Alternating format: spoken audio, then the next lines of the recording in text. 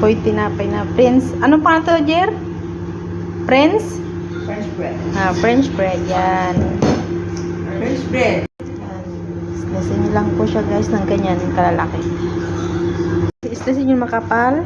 Tapos, islesin nyo siya ulit. Pero huwag nyo ipo-full. Yan. Kailangan ibuo pa rin siya. Tapos, papalamanan po natin siya. Yan. Yung mozzarella, yun may hinanda akong palaman. Yan, ganyan. Malakapal, pero hatiin nyo pa rin siya.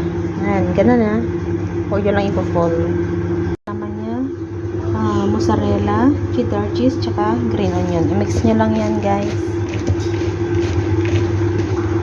Guys, yung tinapay. Tapos ito yung pinrest natin palaman. Palaman nyo lang ito. Siksik nyo lang mabuti guys para tapos i-press nyo. Yan. Para puno-puno siya. Yan. Ganyan po. I-press nyo lang po siya mabuti.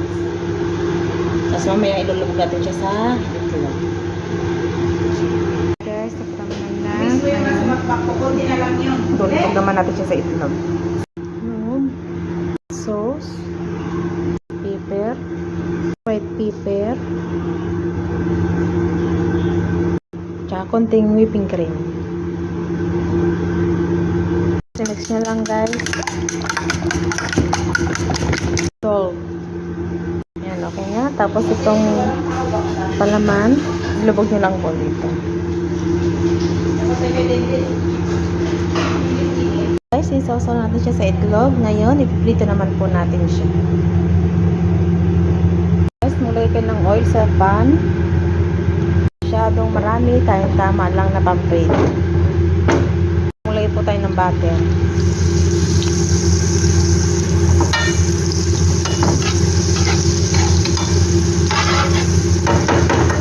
Gawin nyo lang yung butter guys. Tapos ihulog po natin isa-isa yung niluto natin. Pag nailagay nyo na siya lahat, yan, takpan nyo naman po. Guys, ngayon, baliktarin nyo na.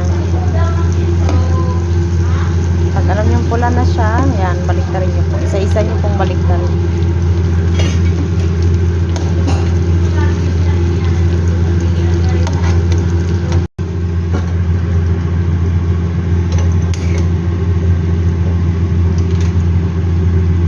Guys, luto na siya. Ready to serve na po yan. Yan.